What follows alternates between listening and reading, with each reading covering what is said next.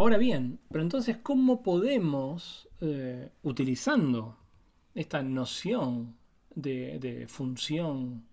aplicada de una capa a la otra, cómo podemos escribir el resultado de una red neuronal en la cual el estímulo de entrada lo pensamos como el vector x0 y este es el estímulo inicial, son los features de entrada que recibe la red? ¿Cómo en función de x0 y de la estructura de pesos, que la vamos a llamar W, que obviamente se puede escribir como una matriz de pesos, cómo hacemos con este vector de entrada de x0 y esta matriz de pesos? ¿Cómo podemos escribir a la salida de la red neuronal que la vamos a llamar f chiquita de x0 y la matriz W? O sea, ¿cómo llegamos del estímulo inicial a la salida de la red? Siempre expresándolo en términos de esta función de la capa h en términos de la capa h menos 1. Bueno, y la forma sencilla de pensarlo es componiendo estas funciones, porque miren, pensemos primero en la primera parte de la red. Tomamos este estímulo de entrada, este estímulo de entrada se conecta con la primera de las capas, con F1, se integra junto con los pesos W1 que le corresponden a esta capa F1, los vamos a llamar W1, y esa integración de los W1 con los F1 tiene que darnos la salida de esta primera función, que la vamos a llamar F1. Entonces, lo primero que hacemos, lo que dijimos recién, es agarrar este X0, conectarlo con esta capa de pesos W1, y la primera capa F1 lo que hace es, en función de X0 y este W1, genera una salida, que no es otra cosa que F1 aplicado a X0 y a W1. Y ahí ya tenemos, y acá estamos parados, en la salida de lo que devuelve la primera capa. Pero obviamente que esta salida que devuelve la capa 1 es la entrada de una nueva función, que es F2, que corresponde a la capa 2, que toma a la salida de la capa anterior, esta sería como nuestra h-1,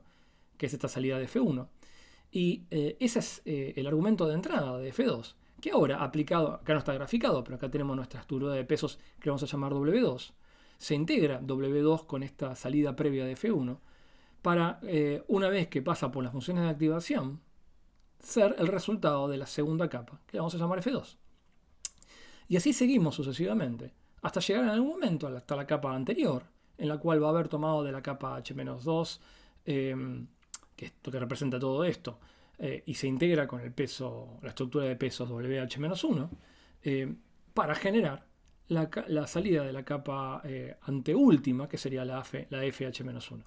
Y finalmente, esta salida de la FH-1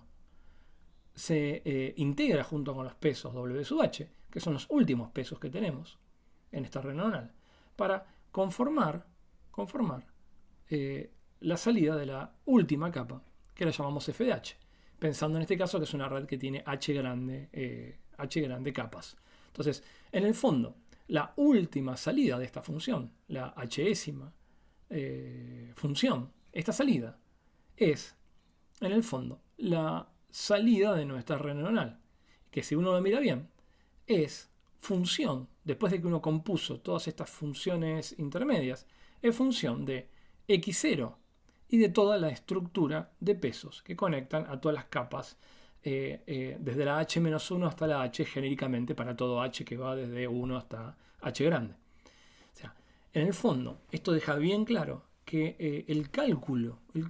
dado un estímulo inicial de una red neuronal, no es otra cosa que componer funciones. Estamos componiendo la función estamos componiendo la función f, empezando de atrás para adelante, f de h con f de h menos 1 y así sucesivamente hasta llegar hasta f de 2, f de 1, y esta f de 1 en el fondo es solamente función de x0, que es el estímulo de entrada. Y en esta expresión, a mí lo que me parece bonita esta expresión, es que queda muy en claro cómo uno debe interpretar a esta función. Si uno tiene que ir hacia adelante, y eso se llama en general, es el forward pass, es el paso hacia adelante, uno piensa moverse de izquierda a derecha, donde uno recibe un estímulo de entrada, y ahora estoy parado acá adentro, y voy de adentro hacia afuera,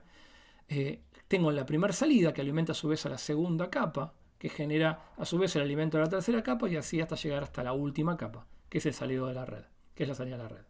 Pero si ahora por algún motivo, y lo vamos a ver un poquito más adelante, yo quisiera pensar en esta función, ¿qué pasaría como si yo cambiara estos Ws. Depende el W que yo quiera cambiar para analizar el cambio en F. Depende de donde esté este W. Cuánto tenga que ir hacia atrás, y ahora pienso que estoy yendo hacia atrás, para encontrar cuál es el impacto de un cambio en W. Por ejemplo, vamos al caso más extremo. ¿Qué pasa si quiero pensar cómo cambia la red cuando hay un cambio en algún elemento del W1? O sea, de un elemento de los pesos que conectan el estímulo inicial con la primera capa. Si yo quisiera ver cómo es el cambio de F en función de un elemento de W1, fíjense que tengo que propagar el impacto de F como salida de la función. La tengo que propagar yendo para atrás en las capas. Fíjense, aplicando la función, yendo para atrás de FH hasta FH-1, de FH-1 así hasta llegar hasta F2, después llegar hasta F1. Y ahí ver cuál es el impacto que tiene un cambio en W, para después entender cómo eso afecta a la F. Y esa forma de pensar de cómo un cambio en W1 termina afectando a F, este recorrido de ir desde atrás hacia adelante, en general se lo llama backward path, que es el paso backward que va a ser esencial del algoritmo de backpropagation.